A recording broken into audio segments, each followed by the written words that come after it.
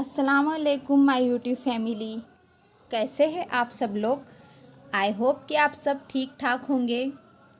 और आज सुबह की शुरुआत बोलोगे आप लोग ये क्या कर रहे हैं करके। तो गेहूँ जो थे तो गेहूँ में नहीं क्या थोड़ा कचरा भी था और हल्की मिट्टी भी थी। तो मुझे कमर में बहुत ज़्यादा पेन हो रहा था, तो इसलिए मैंने सोची कि आज नहीं क्या मैं गेहूँ को चूनती नहीं, मतलब जो साफ़ करते हैं ना हम, वैसा नहीं करती। धूप भी अच्छी खासी थी, तो सुबह सुबह में ही नहीं क्या मैंने इसको गेहूँ को भिगा कर मतलब धो कर के अच्छे से इसको सोची कि मैं सुखा दूँगी, तो जितनी मिट्टी है और कचरा है पूरा निकल जाता है और ये काम थोड़ा जल्दी हो जाता है। तो इस वजह से नहीं क्या मैंने अपने काम की बचत, टाइम की बचत जैसा कर दी मैंने आज। थोड़ी मेहनत थी इसमें, लेकिन नहीं क्या मुझे इजी लगा यही करना। चुनते बैठे रहती तो बहुत ज़्यादा टाइम लग जाता था, और तो इस वजह से सोची कि ऐसा ही कर लेती हूँ। तो इसको कैसा रहता है कि हम लोगों को पानी में अच्छे से धो लेना रहता है और फिर नीचे का जो रहता है ना, इसको ऐसा करते हैं। वैसे तो मुझे ये सारे काम कभी नहीं आते थे और ना ही मैंने कभी की थी, क्योंकि ये सारे काम जो थे ये अम्मी ही करते थे और अभी भी अम्मी ही करके देते थे ज़्यादातर मुझे। लेकिन कहते हैं ना, अपनी ज़िंदगी में आओ तो हर काम इंसान को सीखना पड़ता है या करना पड़ता है, और ऐसा कुछ ज़रूरी नहीं है कि मतलब मुझे करना ही चाहिए करके। लेकिन फिर भी नहीं कि हर काम हम लोगों को, लेडीज़ लोगों को आना चाहिए। इस वजह से, और फिर जो काम हमको इजी लगता है ना, तो कोई भी लेडीज़ इतनी ज़्यादा ये रहते हैं ना कि जो काम इजी लगता है वो काम फट से कर लेते हैं। तो मतलब गेहूँ चुनने से ज़्यादा इजी काम मुझे ये लगा था, तो मैंने ये कर ली, क्योंकि मुझे और दूसरे भी बहुत काम थे आज। और ज़रूरी नहीं है कि मायके में हमने ये काम नहीं करे हैं तो हम नहीं करेंगे, ये बोल नहीं सकते। क्योंकि हमारी ज़िंदगी होती है, अपनी ज़िंदगी हर लेडीज़ को अपने हिसाब से अपने हाथ से चलानी होती है। चाहे वो बचत करके बोलो, मैनेज करके, जिस तरीके से हम चला सकते हैं, क्योंकि लेडीज़ के ऊपर ही सब कुछ, पूरा घर डिपेंड होता है ना। तो हम ये नहीं बोल सकते कि हर कोई लड़कियां अपने मायके में बहुत नाज़ों से परी के जैसे पालते, चाहे गरीब घर की क्यों ना हो, लेकिन फिर भी नहीं क्या माँ बाप अपनी बेटी का ख्याल बहुत एक परी की तरह रखते हैं। लेकिन ज़िंदगी में आने के बाद में हस्बैंड भी ऐसा नहीं है कि बाप लोग ही बेटियों को बहुत अच्छे से रखते। हस्बैंड भी माशाल्लाह से बहुत अच्छे रहते हैं, वो भी करते हैं। लेकिन ये हम लोगों को, लेडीज़ को आदत रहती है कि अपनी ज़िंदगी हम अपने तरीके से चलाएंगे, बचत करके चलाएंगे। ये हर एक लेडीज़ में आदत होती है, हर कोई लेडीज़ के। और जो ये बातें नहीं समझ सकते हैं तो शायद उन लोगों को ज़्यादा आराम करने की आदत होंगी, ऐसा रहता है ना। तो अपनी ज़िंदगी में आने के बाद में हमारे अब्बू अम्मी हमेशा कहते थे, बेटा अपनी ज़िंदगी में हर लड़की को हर काम करना होता है।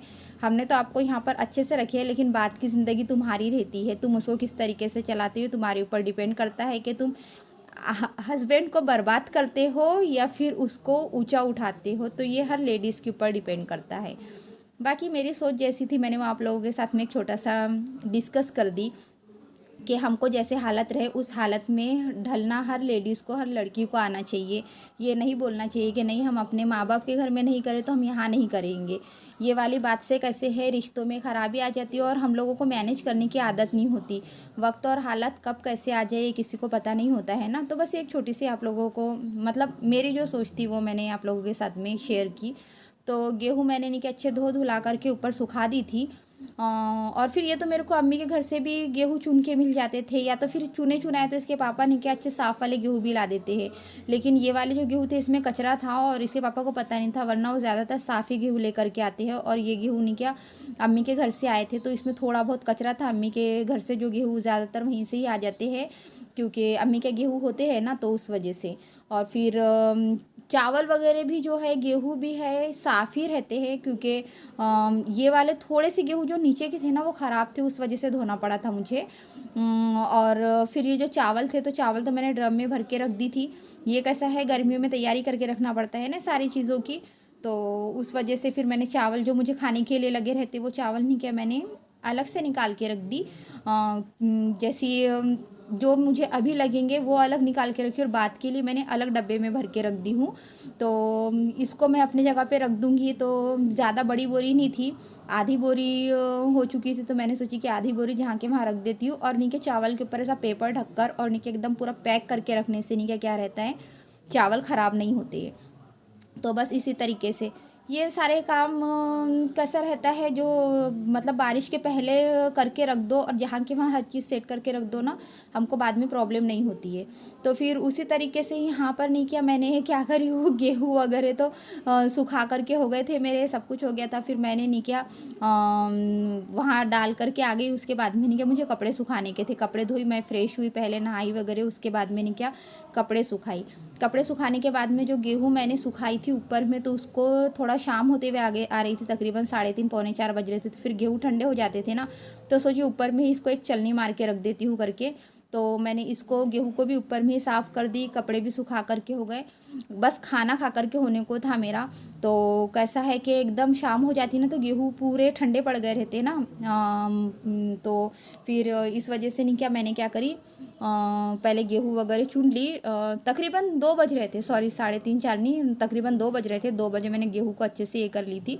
और उसके बाद में नहीं, क्या मुझे नमाज़ पढ़ने जाने का था, तो ये गेहूँ का कर लिया। और उसके बाद में मैं नमाज़ पढ़ने के लिए गई, और नमाज़ पढ़ के हुई और मैं खाना खाने के लिए जस्ट बैठी ही थी, तो उतने में ही नहीं, क्या एकदम से हवा तूफ़ान बहुत ज़्यादा ज़ोरों से उठ गया। तो फिर नहीं, क्या वैसे ही मैंने प्लेट रख दी ढक करके, क्योंकि कभी कभी ऐसा होता है ना कि बारिश के मौसम में नहीं, क्या बिल्कुल थोड़ा सा भी अगर हम लोग ये बैठ जाते हैं, हर लेडीज़ की परेशानी है, अगर खाना खाने के लिए बैठेंगे, कुछ करने के लिए बैठेंगे, तो बराबर हवा तूफान आएगा, बारिश आएंगे, कि हमको खाता हुआ बर्तन छोड़ करके उठ के पहले वो सारे कपड़े उठाना पड़ता है, वो सारे काम करना पड़ता है, ताकि बाहर में कोई चीज़ ख़राब ना हो जाए, भीग ना जाए करके।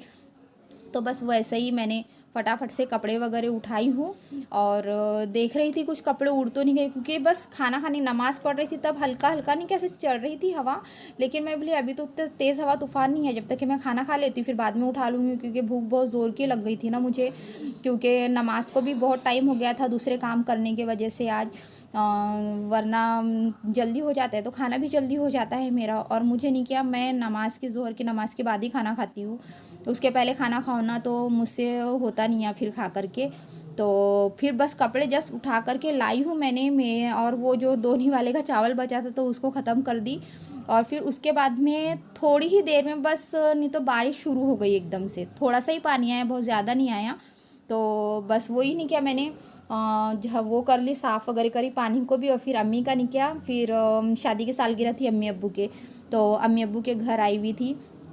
तो बस मतलब केक वगैरह लेकर के आए थे भाई ने, और फिर चाइनीज़ वगैरह थी, तो वही हम लोगों ने छोटा सा सेलिब्रेशन किए। मेरे अम्मी अब्बू का, मेरे अम्मी अब्बू के लिए दुआ कीजिए कि उन लोगों का साथ हमेशा ऐसा ही एक साथ बना हुआ रहे करके। और केक वगैरह काटते नहीं है, लेकिन ये ऐसा ही फ़र्स्ट टाइम उनको हमने बोले कि नहीं कट करो केक करके, तो कट कर लिए। अम्मी अब्बू ने कुछ तैयारियाँ भी नहीं किए थे यहाँ पर। तो यहाँ पर नहीं, क्या अहरार ने जो केक कट करके नहीं किया, अपने नानाबू नानी मी को खिला रहा था। और अनायज़ा और अजान तो बिल्कुल दादा दादी के आजू बाजू में बैठे हुए रहते, तो ये हम ही सबसे पहले अनायज़ा को खिला रहे और बाद में अब्बू को। तो हमने हंसी उड़ाई, अरे पहले अब्बू को खिलाओ, तो बोलते नहीं पहले अनायज़ा को खिलाती हूँ करके।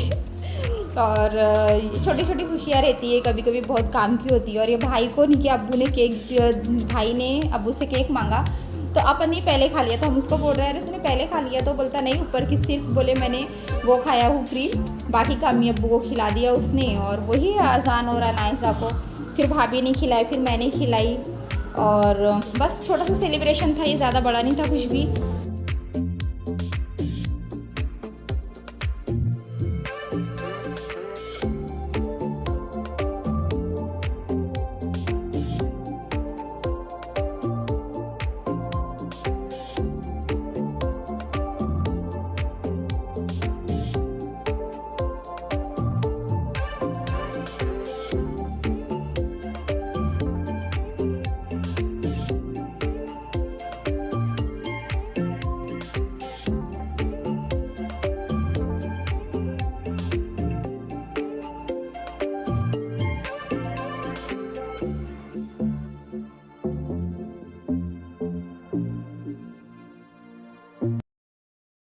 तो फिर अम्मी के यहाँ से तो हम लोग खा पी करके आए थे, और फिर इसके पापा का फ़ोन आ गया कि मैं आ रहा हूँ करके घर, तो फिर मछली लेकर के आ रहा हूँ बोले मैं। तो फिर वो मछली लेकर के आए थे, तो अब मैंने मसाला तो फिर अम्मी के यहाँ से लिया, अम्मी में भी फ़ोन आ गया है, तो मसाला तो बना हुआ था नहीं, तो अम्मी के घर से नहीं किया, अदरक लहसुन का मसाले का पेस्ट लेकर के आ गई थी।